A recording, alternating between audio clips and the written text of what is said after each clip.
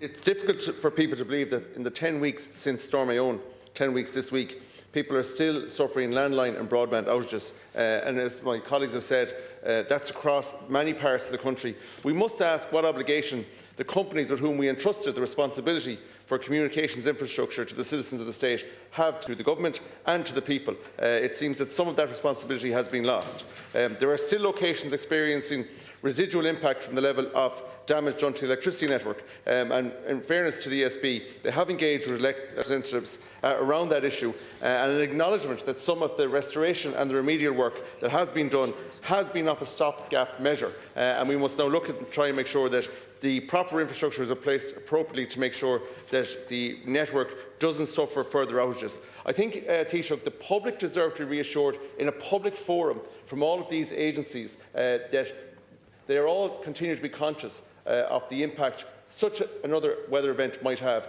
And I would be advocating that at the point when we do establish Dáil committees, that these agencies, including NEC, would be invited to present to a Dáil committee to reassure the public of the future and how prepared they are for such events. The last thing I would say, Taoiseach, in terms of the nation's necessity to be prepared for such events, the West is suffering disproportionately from climate change. We know that. The weather data is highlighting that. 7 of the 14 storms of last winter, the West had the highest sustained wind speeds and the highest gust speeds. And we know that the impact is greater there. And in terms of our climate adaptation and the funds and investment necessary to make the country more resilient, the West should be prioritised.